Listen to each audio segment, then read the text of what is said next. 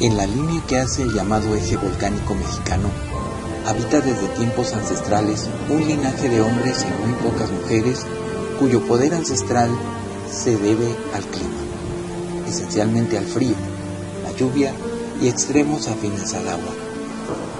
Mientras en el siglo XIX Occidente descubría la manera de pronosticar el clima, aproximadamente en el siglo XVI algunos hombres en América, que se hacían llamar sacerdotes o hechiceros, dedicaron sus vidas a controlar el clima para bien común, ya fuese para rituales agrícolas, peticiones pluviales o incluso la ya conocida curación chamánica. Ellos se hacen llamar graniceros o ritualistas del rayo, chamanes con dones curativos, adivinatorios y curativos que han sido escogidos literalmente por el cielo para participar en una misión hasta cierto punto filantrópica y social.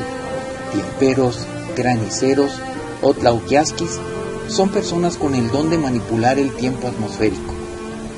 En México, llegado el mes de mayo, las semillas reposan en la tierra y esperan ansiosas la lluvia que les permitirá crecer para convertirse en el alimento de quienes las cultivaron. En medio del firmamento, en la Sierra Nevada de la cuenca del Valle de México, se distingue entre la niebla el rostro dormido de los dos grandes volcanes, el Popocatépetl y el Iztaccíhuatl. Desde la época prehispánica, se sabe de la existencia en esta región de grandes brujos llovedizos o agoreros, como los llamaron posteriormente los cronistas de la época colonial. Actualmente los conocemos como tiemperos, graniceros o tlauquiasquis, especialistas rituales de quienes se dice y se decía que eran capaces de hacer llover a voluntad.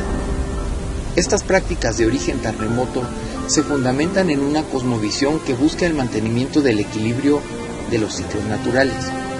Allí, los cerros y volcanes juegan un papel fundamental como fuente de vida. Son importantes el agua que emana de sus cimas, las cenizas que aportan importantes nutrientes a la tierra de cultivo. Los volcanes representan deidades a quienes se les rinde ofrenda y respeto para que velen por el bienestar de la comunidad, pues son ellos los principales dadores del líquido primordial para la vida, el agua. Para los tiemperos y curanderos de San Pedro Nexapa, la actividad onírica es el espacio de comunicación con los seres sobrenaturales.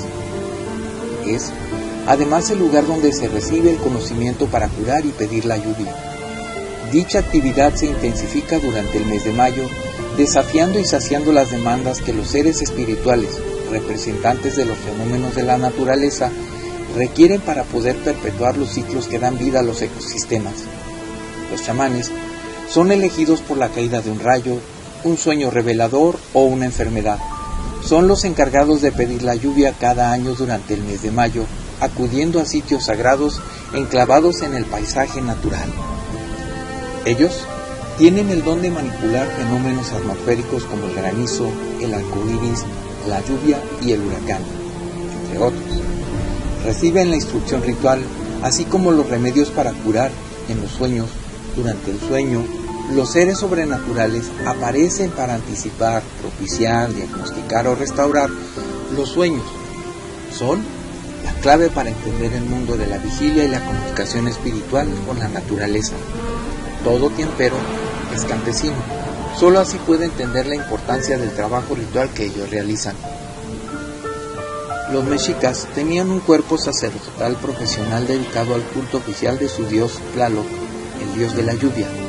Estaba integrado por complejas jerarquías. Sus miembros lucían los atributos del dios y a menudo habitaban en los templos. Además, mantenían ciertas relaciones de coesencia o de réplica respecto con él, ya que eran los únicos que podían manipular sin contagiarse lo que estaba cargado de su energía. En la cima de la jerarquía se encontraba el Tlalocan Tlena Macac, que lucía la cara pintada de negro y los cabellos hasta la cintura. Máscara de Tlaloc, Okiau Shayak, Tlaloca Shayak, sonajero de niebla, Ayoshi Kau Astli. Proliferaba una serie de sacerdotes menores. Todos ellos estudiaban en el Calmecac, sometidos a ayunos y a trabajos duros, aprendiendo los mitos, los libros sagrados y el calendario adivinatorio. Aguirre Beltrán nos habla del Gran Nahual, el sacerdote jaguar hechicero que vivía confinado en su templo en ayuno y abstinencia sexual, y que tenía el don de provocar la lluvia, desviar el granizo y metamorfosearse en animal. Sus virtudes eran de naturaleza divina y derivaban de su nacimiento en el signo Sequía-Huitl, lluvia. Actuaba como sacerdote de Tlaloc, poseía gran sabiduría mágica y podía transportarse al Tlaloca. Exigía sacrificios de lluvia, castigaba a los remisos y presidía acciones de resistencia cultural frente a la cultura hegemónica. Era también un hombre poderoso que daba consejo a reyes y plebeyos y hacía predicciones de gran envergadura, tanto meteorológicas como médicas. Pero cabe preguntarse en este contexto, ¿existía en la época prehispánica un tipo de especialista atmosférico de carácter local y secundario, similar a los actuales graniceros? El tema ha sido abordado y discutido por varios autores. Existen 3 fuentes primarias principales al respecto. La primera y la más importante es la Historia General de las Cosas de la Nueva España de Fray Bernardino de Sahagún, donde se dice en voz de su autor: las nubes espesas, cuando se veían encima de las sierras altas, decía que ya venían los tlaloque, que era señal de granizos, los cuales venían a destruir las sementeras.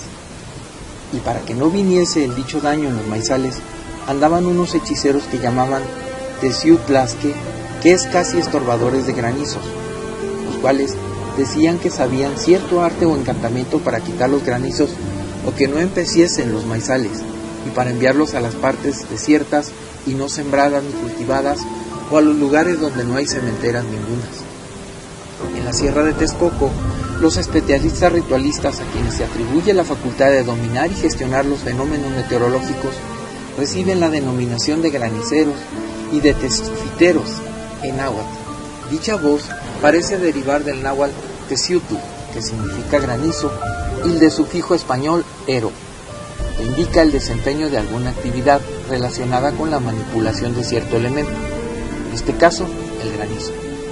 De acuerdo con el material etnográfico, los tezfiteros son por lo común hombres y más raramente mujeres provistos de un corazón o espíritu fuerte, que obtienen de cierta relación con los ahuaques la facultad que los capacita ritualmente para desempeñar habilidades como conjurar el granizo, retirar los rayos, los fuertes vientos, los aguaceros y las diferentes clases de nubes que se consideran originalmente las tormentas, las llamadas víboras o culebras de agua, descritas como oscuras y semejantes a tornados o remolinos que descendientes arrasan las milpas, las de granizo propiamente dichas, grisáceas y con el vientre ennegrecido, y las bolas de nubes, generadoras de tempestades eléctricas. También se los concibe capacitados para curar las enfermedades de lluvia atribuidas a los fenómenos meteorológicos o los ahuaques, a quienes padecen de parálisis o agarrotamiento de algún miembro del cuerpo debido a la intrusión de un mal aire. Y a su vez, lo que los náhuatl designan como granizo, teciutl, y describen como pequeñas esferas de hielo, se trata en la mirada de los ahuaques de precipitaciones de semillas. Se explica al respecto que habitualmente los dueños del agua se alimentan de semillas de abejón y de otras plantas en las nubes, que cuando la provisión se acerca a su fin, arrojan las semillas que aún conservan para cosechar y obtener con ellas nuevas reservas, abasteciéndose en las milpas de los serranos, como explicó una curandera de Santa Catarina del Monte. En tiempo de aguas, vienen y sueltan el granizazo, con eso ya se llevan la semilla. Ellos se despachan, se lo llevan para que tengan para su temporada, para que tengan provisión, para embodegarlo. Una anciana de Amanalco indicó: los ahuaques viven de lo que nosotros sembramos. Cuando graniza es que están cosechando. ¿Sabe por qué? Porque cuando está buena la semilla, ya sea el chícharo, el haba, la calabaza, cosas de verdura, vienen para comer y con el mismo granizo se marchita y todo el vapor, el olor de la semilla se lo lleva. Para ellos, esa sería su semilla, su cosecha que levantan. Así es. Un anciano de la misma comunidad explicó: cuando cae así un fuerte granizo y tienes tu plantío, sembraste ahí tu alfalfa, aquí el frijol, allí tus papas o tus ejotes, arvejones, chícharos, lechuga, cilantro, un ciento de cosas. Tu milpa allá tiene ciruela, tiene manzana, pero cuando cayó el granizo todo lo fregó, y entonces todo el olor, El aroma se subió para arriba, se lo llevaron los ahuaques, ahora ese lo guardan, pero aquí no lo vemos. Ese lo guardan y tienen todo el año, 100 de elotes, chayotes, calabazas, flores de calabazas, hongos. Ellos lo tienen guardado.